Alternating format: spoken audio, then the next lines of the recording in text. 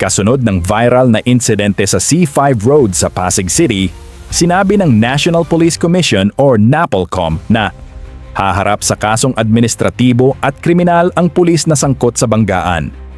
Ayon kay Commissioner Ralph Calinisan, iniimbestigahan din ang umano'y deliberate downgrade sa mga kasong isinampa laban sa pulis.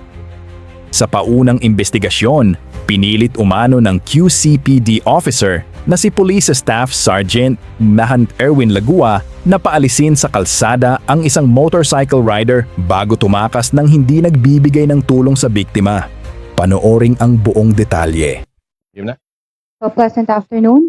May we now hear from our NAPOLCOM Commissioner, Rafael Vicente R. Calinisan, for his statement.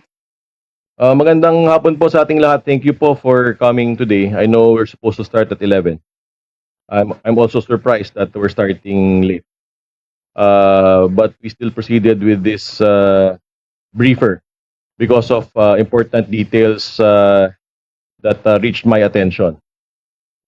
First and foremost, pakilala ko muna po ang bagong spokesman ni Chief Philippine National Police Jose Melencio Nortates Jr.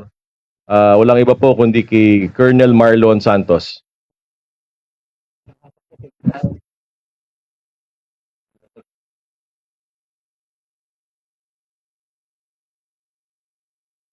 Huwag niyo na yung mga mic.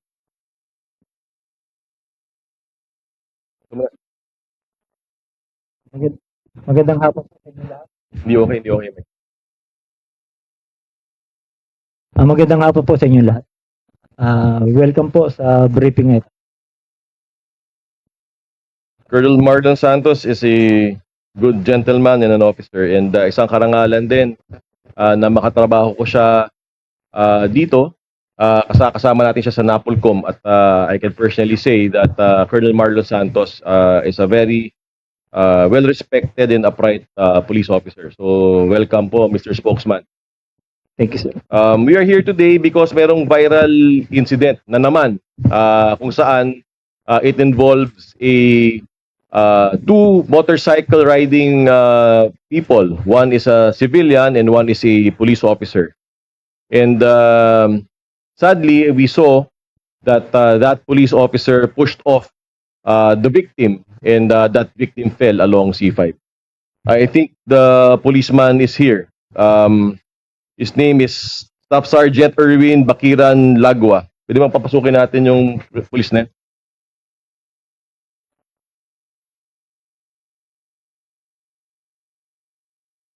Oh, po dito.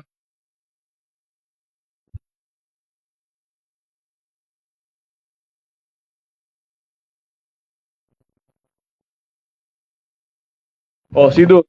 Po dito.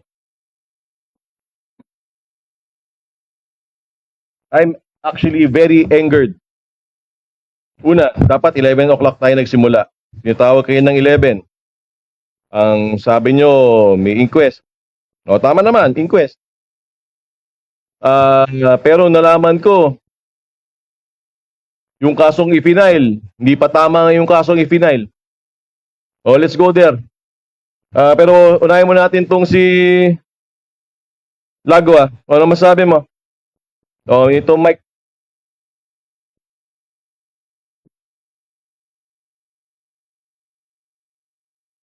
Staff Sergeant Erwin Bakiran Lagwa.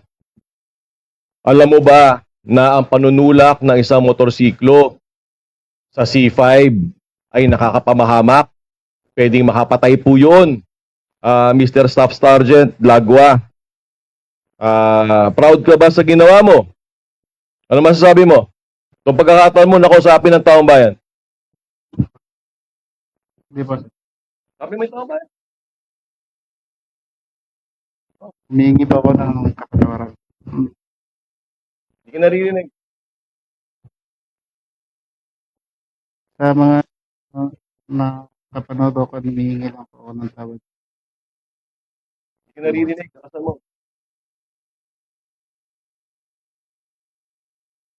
Hindi ka naririnig. Lagwa. Sa ano mang humihingi po ako ng kapatawaran sa lalong-lalo na to sa taong na perwisyo. Yun lang po. Alam mo ba na pagtulak ng tao habang nagmamotor, nakakapatay? Anong trip mo? Ba't tinulak mo yung nagmamotor? Anong storya doon?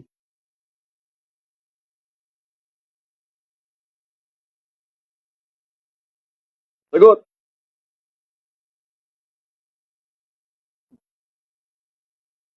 Sagot, Lagwa.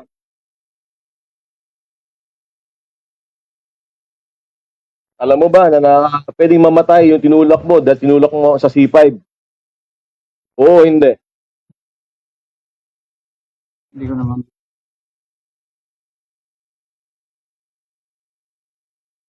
Which brings me to my point.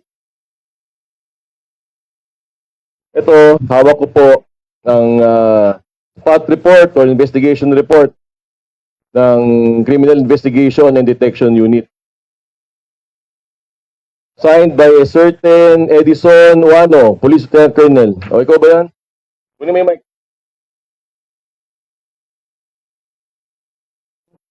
Kunin mo yung mic.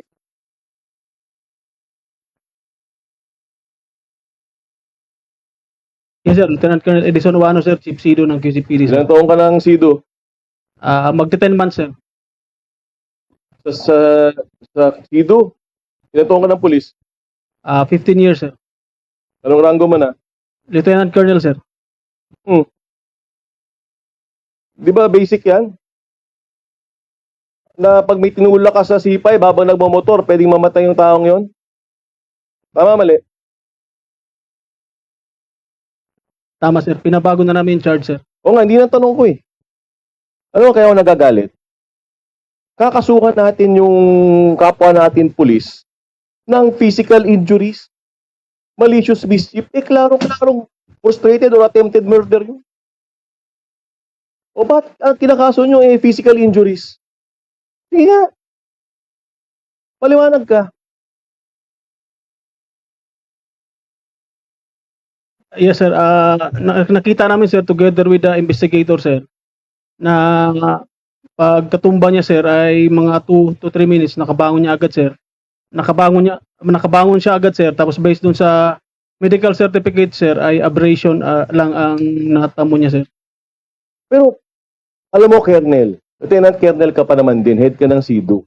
Dapat alam mo kung anong elements ng krimen. Diba? Ano bang elemento ng murder? May intensyon na pumatay. Klaro-klaro naman yung intensyon. Manunulak ka na nagmumotor sa C5.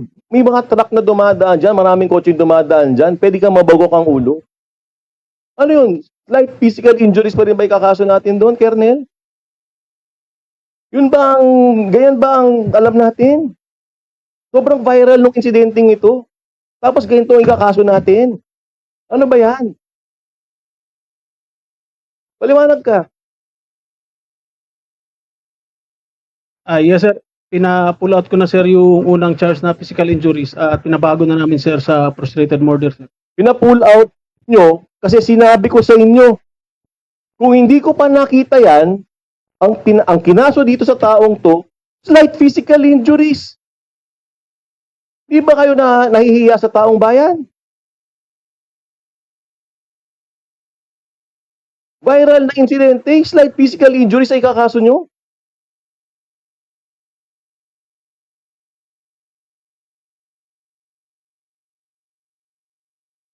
Itong si Lagwa, hindi ko lang kung anong nakain nito, manunulak ng taong nagmamotor. We saw the video, Mr. Lagwa, na nagpo-provoke din naman yung isa. Pero hindi yon hindi sagot ang panunulak sa isa nagmamotor sa C5 na maraming dumadaang kotse at truck dahil kayo nag-aaway. Road rage yan. Hindi kailangan gawin yan. Dapat naging pasensyoso ka pa. Colonel Luano, SIDO ka, happy ka doon. Dapat alam mo naman na yung revised penal code. Sino yung investigador? Sino si Katungal? Nandito ba si Katungal? Oh, paliwanag ka dito. Upo ka dyan.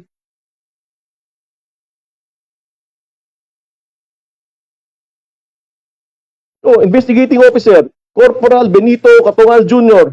Explain mo sa akin, ba't slight physical injury sa ikakaso nyo sa kasong to? Sir, during the investigation, sir, nakita namin sa medical na, sir, is yung mga sugat niya po, sa abrasion lang, sir. Hindi ka ba nahihiya na kinakaso natin slight physical injuries? Kulang na lang kung pwedeng mamatay yung tinulak doon. Di ba tayo nahihiya dyan? Proud ka ba na ilang kinaso mo? Sabihin mo sa taong bayan, explain ka ngayon. Proud ka ba yan ang recommendation mo? Ay, hindi po, sir, humingi po kami ng, sir, bali, sa utos niyo po, pinabago niyo na po yung i-apply po ng kaso, sir. Dapat lang. Yes, sir. Dapat lang kasi yun ang tamang dapat gawin. Dapat lang.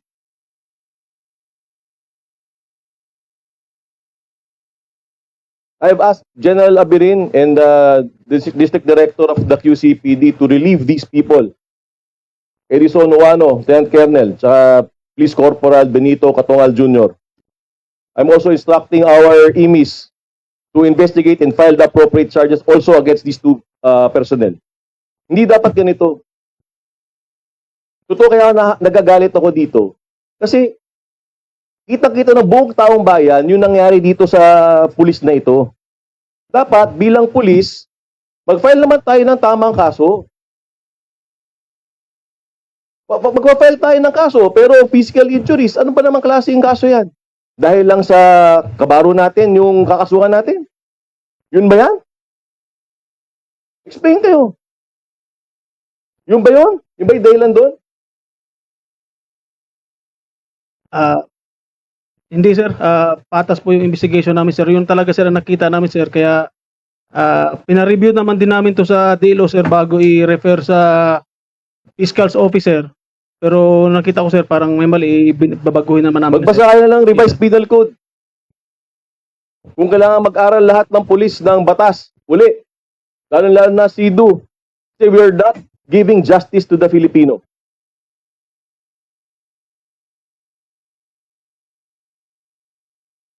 Nakakaya. File nyo yung tamang kaso.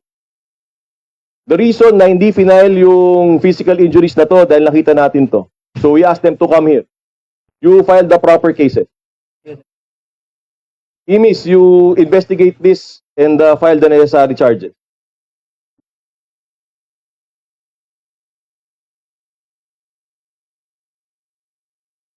Thank you, sir. We will now open the floor for questions. We will begin with Mr. Val Gonzalez from DZRH. Sir. Kay Lieutenant Colonel Uano, sir. Ang pinangyarihan ng insidente, Colonel, ay Pasig City sa C5. Yes sir. Out na ng labas na ng area of jurisdiction ninyo. Bakit kayo, sir? Paki-explain nga, sir, bakit kayo ang nag-file ng kaso? Yes sir. At kayo rin ang nag-imbestiga. Considering sir si PSSG Lagwa sir ay voluntary surrender, nag-voluntary surrender sa DMFB sir. Tapos turn over sa amin sir. So doon nagkanta kami ng investigation. It turned out sir na Pasig yung area. Pero pwede pa naman yun sir, pero doon namin pa rin i-inquest sa Pasig City Prosecutor's Office sir. Thank you, sir. Kay Sargento Bakiran, sir. Lagwa. Sir, napanood ko yung video. Ang sabi nung rider, bakit nyo daw siya kinakat? Then after nun, sinundan-sundan kayo. Mahaba rin yung ipinakita ninyong hindi kayo kumikibulang. Lumusot-lusot kayo sa ibang mga sasakyan. Nilalayuan ninyo siya, kitang-kita ho dun sa video. Yun bang pag-provoke niya ay medyo nairita kayo, napikon kayo?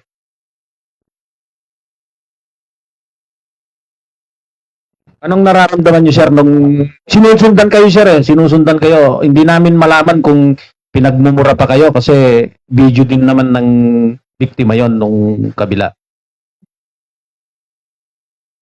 Okay. Napikon ba kayo, sir, kaya ninyo itinulak? Kasi sinundan-sundan kayo Hindi namin alam kung anong mga provocative na words yung ginamit niya sa inyo. Kasi putol din ho yung video. No, sir. Hindi po. Nagalit ba kayo, sir, kasi sinundan-sundan niya kayo, tapos ang dami ho niyang sinasabi sa inyo? Kasi nakita rin namin yung video na iniiwasan na ninyo siya. Lumayo-layo na ho kayo Tapos hanggang sa sinundan-sundan niya kayo, maliban dun sa kayo ay naka-uniforme, alam niyang pulis yung sinusundan niya, hinabol-habol niya kayo napikon ba kayo, sir? May pagkakataong nairita ba kayo? Kaya yun ang isa sa nagtulak sa inyo para siya ay itulak yung kanyang motorsiklo? Hindi po, sir. Ay, hindi ko kayo napikon. Ba't tinulak mo? Kung di ka napikon. Sagot.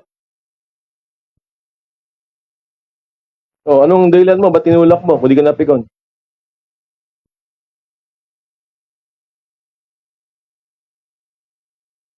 Wala ka pala. Commissioner, para lang ho mas malinaw, last na lang ho sa akin. Ano ho yung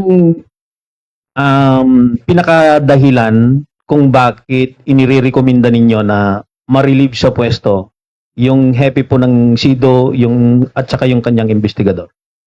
Muna, hindi ako papayag na hindi ma-relieve yan. We will make the necessary actions for them to be relieved. Second, hindi ako papayag na hindi makasuhan ang mga yan. Bakit? Klaro-klaro naman yung nakita ng buong Pilipinas. Kasi buong mundo. Klaro yung ginawa ni Lagwa. Hindi naman disputed yung facts May road rage, nagunahan, nag-iskisan. Dahil doon, tinulak niya yung rider na nakaalitan niya. Ang tanong, anong dapat na kaso ang i-file? Attempted murder ba na mabigat ang parusa? O itong balak nilang i-file na slight physical injuries? Alam nating lahat na sobrang gaang nung slight physical injuries. Ang tanong, bakit yun ang fina-file nyo? Di ba kayo nahiya? Yun ang punto ko. Kung sa isang napakalaking kaso, kaya natin mag-file ng maling kaso, ano pa yung mga kasong hindi nakikita ng iba? Kaya ako nagagalit. Paano magtitiwala sa atin ng tao kung sa sobrang viral na video, mali ang ikakaso nyo? Kaya ako nagagalit. Pinaglalaban ko kayo dito, araw-araw na ginawa ng Diyos, napupuyat ako dito. Kinakausap mo kayo, lahat ng maliliit na tao, kahit patrolman, alam ang phone number ko. Kinakausap ko kayo parang kapatid. Pero hirap nyo naman mahalin. Grabe naman kayo. Klaro-klaro na yung liability ng kapwa pulis natin. Ang ikakaso nyo, napakababa. Paano hindi yung magagalit? Iniinsulto nyo yung tao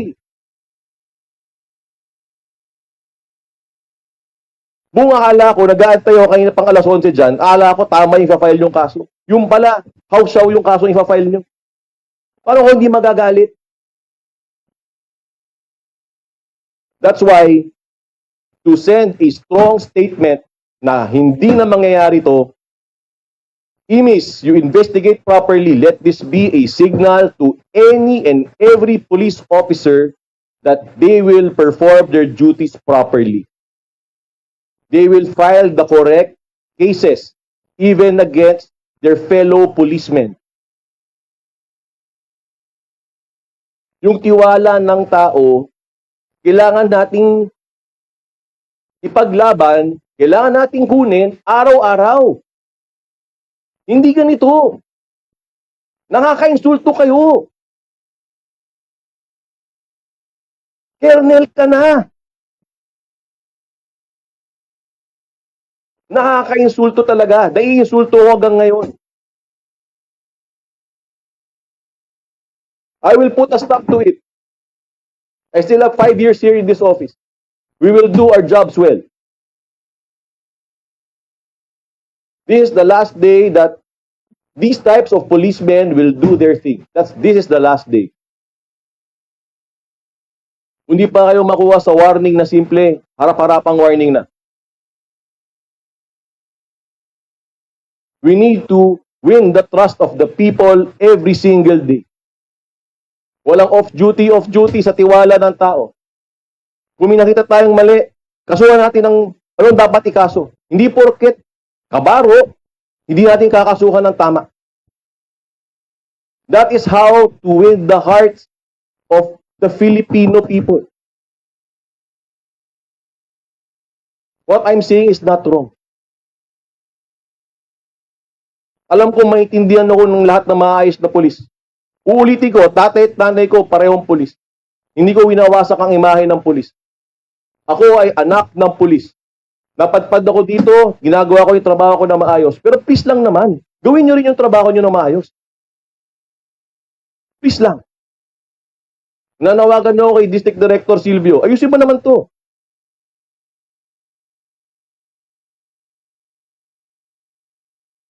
Mr. Lagua, walang dahilan na para gawin mo to.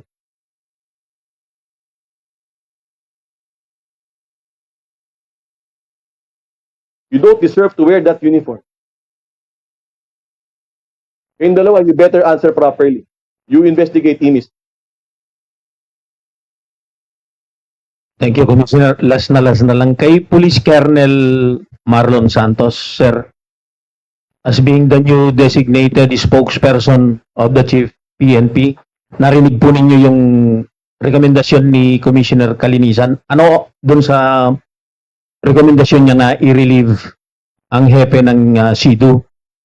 Ano po ang immediate action ng Philippine National Police? Sir, we respect the recommendation of our Vice Chairman of the NAPOLCOM, and coordinations will be made for the issuance of appropriate orders.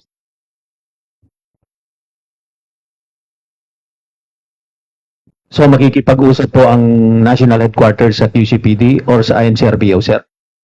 I understand, sir, our DCO already talked to our Regional Director of the NCRPO. So immediate po yung execution o paglalabas ng relief order po doon sa dalawa, si Colonel Wano. As I said earlier, sir, our DCO already coordinated with our Regional Director of the NCRPO. Thank you, Colonel. So for the next questions, let's have Miss Alison Go from ABS-CBN. Yes, Commissioner, just one question for soundbite lang. Sir, when can we expect na ma-file yung kaso against the police officer, sir? Bago kayo ma-relieve, ayusin niyo yung kaso nito. Alam niyo yung mga reglementary periods. Yes. You have 36 hours to file the proper case. Gawin niyo na agad. So, sir, just to clarify, QCPD CDU pa rin po ang magpa-file We ng have no case? choice. Mhm. We have no choice. We are time-bound. Mhm. This person was arrested yesterday. We have 36 hours from the time of arrest to file the appropriate charges. Yun ang nakalagay sa libro. Dapat alam nyo rin naman siguro yan. Nagmamadali kayo mag-file. Ayaw nyo pang ihugutin yung balak nyo i-file na maling kaso kanina. Nagdadailan pa kayo. Inutusan na nga kayo na mag-file kayo ng tamang kaso. Ayaw nyo pang sumunod.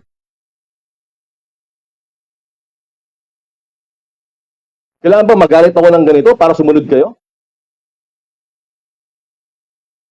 Magbasa nga kayo ng konstitusyon kung nung NAPOLCOM sa PNP. Magbasa nga kayo.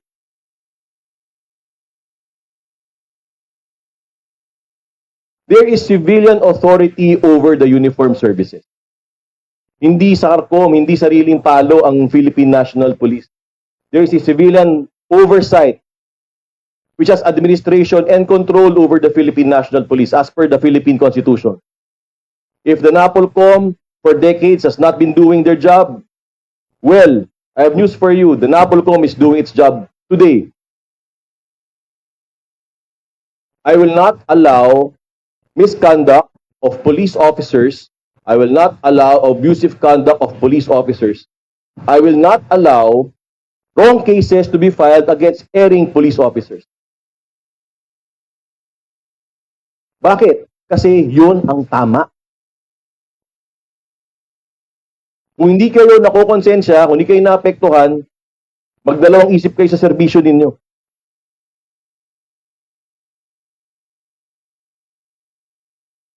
And last question po kay Lieutenant Colonel Juano. Sir, attempted murder na po yung case na ipa-file natin. Pinabago ko namin yung dokumento ngayon sa isang investigador, frustrated murder naman ang ipapaso namin, kakaso namin. Bali, kung hindi mahabol ngayong gabi, baka bukas ng umaga i-inquest namin. Okay. I-file nyo ngayon kasi 36 hours. Alam nyo naman yan eh. O, sasabit pa kayo sa oras. File nyo ngayon. Thank you. Now let's have Ms. Chelsea Arcilia from DZXL. Commissioner, isang question lang po. Sa oras po na mapalitan na yung kasong isasampa kay Mr. Lagwa, gaano po kataas yung tsansa na masibak siya sa serbisyo? The criminal cases will be processed by the Philippine National Police. But we will take cognizance of the administrative case. Yung admin cases, NAPOLCOM yan. Buti nga kamo may NAPOLCOM eh. So yung sigurado tayo, hindi magkapa-areglo yung NAPOLCOM. Kung ano yung tamang desisyon, yun ang gagawin. Pero hindi naman siguro tayo bulag. Kitang-kita naman natin siguro may video na. On a normal day, I'll say, we will investigate, we will check. But we've seen it. We've seen the short video and the long video. Bottom line, whatever the reasons were, kung ano man yung angasan nila, ano bang road rage yan, sino bang nauna, dapat naging mapagpasensya tayo. Hindi natin dapat itulak yung isang motorista habang nagmomotor sa C5. Kamatayan yun eh. Mababago ko yung ulo nun. Kung hindi mabago ulo nun, masasagasaan yun. Porket ba nakaligtas yung tao sa kamatayan? Slight physical injuries na yung file natin, mga kasama. Ano ba yan? Ano ba yan? That's why I'm really angry. Last na to. Are there any further questions? Yes, Miss Alison Costa. Sorry, Commissioner, just to clarify po, no, anong administrative case yung sasampa natin kay Mr. Lagwa and then sa two officers, sir, from QCPD? That's grave misconduct and conduct at becoming of a police officer. I'm instructing the EMIS to properly investigate, to check what cases can be filed against these. Okay.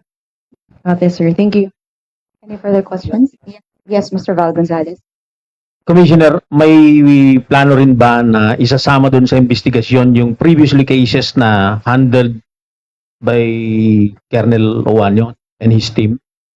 Hindi na, ito na yun. Klaro naman yung kasong to. Yung previous cases, baka meron ding similar cases na ganito rin yung pag-handle ho nila. Hindi na, we don't need to audit. We don't need to audit. But itong kasong to, very glaring. Is there any further questions? Since there are no further questions, we would now like to invite Commissioner Kalinisan for his closing statement. Sir?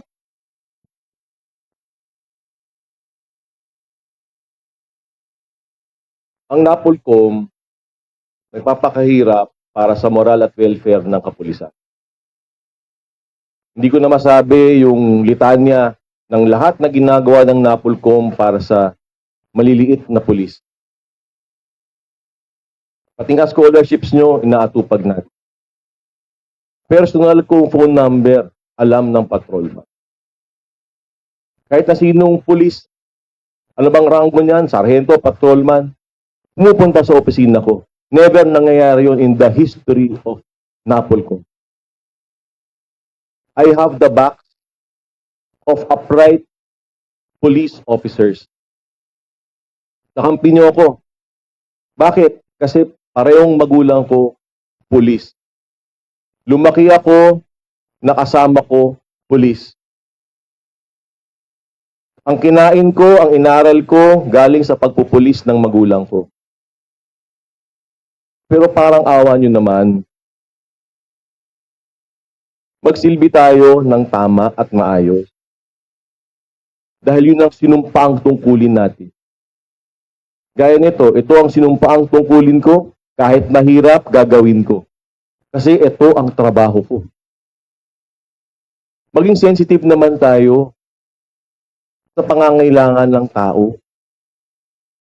Maging sensitive naman tayo sa pangangailangan ng taong bayan. Again, to win the trust of the Filipino, we have to win it every single day. These types of actions, these types of, I don't know, wrong decisions, ineptness, neglect, or misconduct in filing improper cases, tama na. Nakikiusap ako sa ating mga kapulisan. I trust you with all my heart. Pero sa mga abusado naman, tigil-tigilan nyo na. Tigil-tigilan nyo na. Thank you very much, Mr.